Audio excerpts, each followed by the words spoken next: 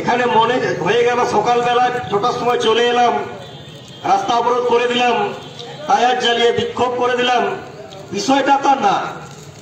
এই রায়পুর ব্লক এলাকার প্রত্যেকটা কোনা কোনা থেকে, প্রত্যেকটা অঞ্চল থেকে আমরা এই রায়পুরবাসীকে আজকে জানাতে এসেছি কিছু সত্যি কথা।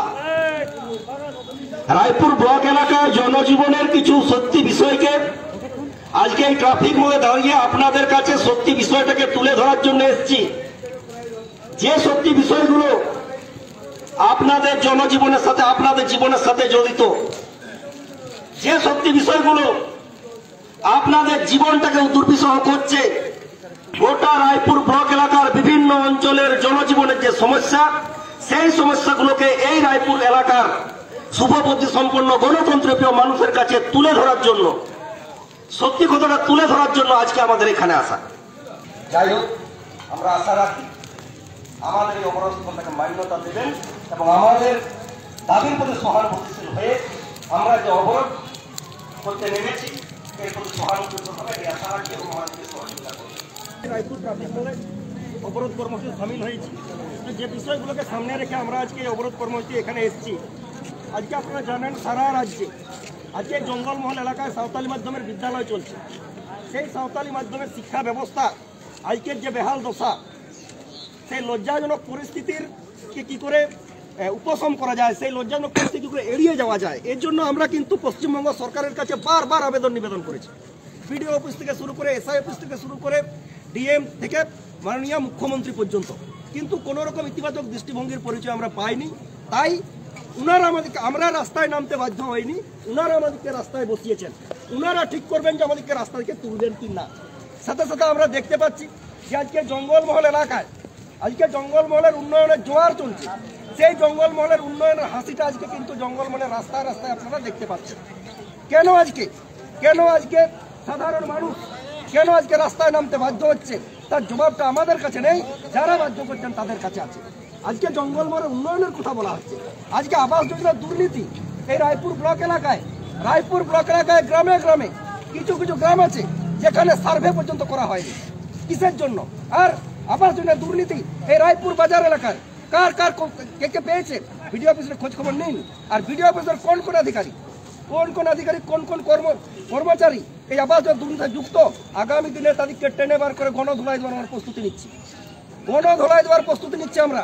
আজকে সারা রাজ্যে আজকে হোস্টেল ব্যবস্থা শেষ হয়ে গেছে। হোস্টেল ব্যবস্থা আজকে আদিবাসীদের পঠন পাঠনের সাথে সম্পর্কিত বিষয় ছিল, এসসি এসটিদের পঠন বিষয় ছিল। আমরা হোস্টেল প্রোডাক্ট, সেই হোস্টেল ব্যবস্থা আজকে বন্ধ হয়ে গেছে, ভেঙে চুরমার হয়ে গেছে। আজকে জাল এসটি সার্টিফিকেট রমরমা, আদিবাসীরা তাদের সাংবিধানিকটা হারিয়ে ফেলছে।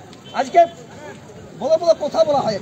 আজকে এই জঙ্গলমহল এলাকার যে দাবিগুলো, জঙ্গলমহলের দাবি নিয়ে আজকে এখানকার এমএলএ, আজকে এখানকার জনপ্রতিনিধিরা একটাও কলকাতার বুকে কথা বলতে পারেন না, বিধানসভার বুকে কথা বলেন না। ওনারা ওখানে এসি বাড়িতে ঘুমাতে যান। আজকে কলকাতার মানুষরা এই জায়গাটাকে উপনিবেশ মনে করে, কলকাতার বাবু বিবিরা জঙ্গলমহলটাকে উপনিবেশ মনে করে। আর এই জঙ্গলমহলের কিছু ব্যাগ ধরা নেতা, জঙ্গলমহলের কিছু হাততালি দেওয়ার নেতা ওই কলকাতাতে গিয়ে এসি বাড়িতে ঘুমান। এই হয়েছে আমাদের পরিস্থিতি। আজকে জঙ্গলমহলের উন্নয়নের যে বাতাবরণ আজকে রাস্তায় আপনারা দেখতে পাচ্ছেন, এই সব বিষয়গুলোকে সামনে রেখেই উনারা বাধ্য করেছেন এই রাস্তাতে নামতে। উনারা ঠিক করুন আমরা কখন রাস্তা থেকে উঠবো, উনারা ঠিক করবেন। হ্যাঁ, অত্যন্ত লজ্জাজনক বিষয়, আমাদের রায়পুর ব্লক এলাকার শুভবুদ্ধি সম্পন্ন গণতন্ত্রপ্রিয় শিক্ষিত সচেতন মানুষের কাছে অত্যন্ত লজ্জাজনক বিষয়, একটা বিদ্যালয়ের বাচ্চা ছেলেমেয়েরা হোস্টেল ব্যবস্থার ছিল, কিন্তু ঘটনা হয়ে গেল কি খাবার নেই। আজব ব্যাপার, একটা সরকারি হোস্টেলে খাবার নেই আর ছেলেমেয়েরা থালা নিয়ে বিডিও অফিসে মিছিল করে আসছে। এই দৃশ্য আমাদেরকে দেখতে হবে, রায়পুর ব্লক এলাকার শিক্ষিত মানুষকে দেখতে হবে, রায়পুর ব্লক এলাকার গণতন্ত্র মানুষকে দেখতে হবে। আমরা এতদিন দেখতে পেয়েছি, আজকে এর দায়টা সমাজসেবীরা কেন এড়িয়ে যাবেন, এর দায়টা প্রশাসনিক আধিকারিকরা কেন এড়িয়ে যাবেন, এই দায়টা এমএলএরা এড়িয়ে যাবেন কেন, এই দায়টা সভাধিপতি এড়িয়ে যাবেন কেন? আজকে থালা হাতে মিছিল করে বিডিও অফিস আসছিল, এর থেকে লজ্জার কিছু হতে পারে না।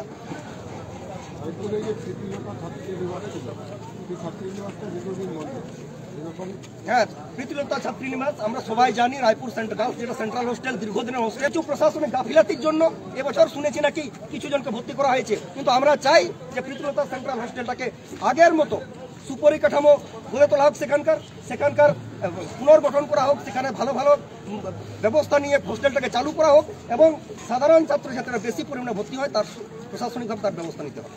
আমি তো সেটাই বলছি যে যে শিক্ষা জাতির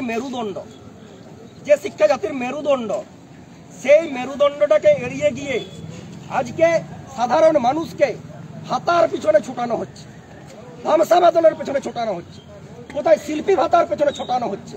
আর যে শিক্ষা জাতির মেরুদণ্ড, যে শিক্ষা মানুষকে সত্যি কথা বলতে শেখায়, যে শিক্ষা মানুষকে মাথা উঁচু করে বলতে শেখায়, সেটা গতানুগতিক যে শিক্ষা চলছে সেটা নিয়েও। আর সাঁওতালি মাধ্যম তো বলার কিছু নেই, বেহাল দশা, না আছে শিক্ষক, না আছে পাঠ্যপুস্তক, না আছে হোস্টেল ব্যবস্থা।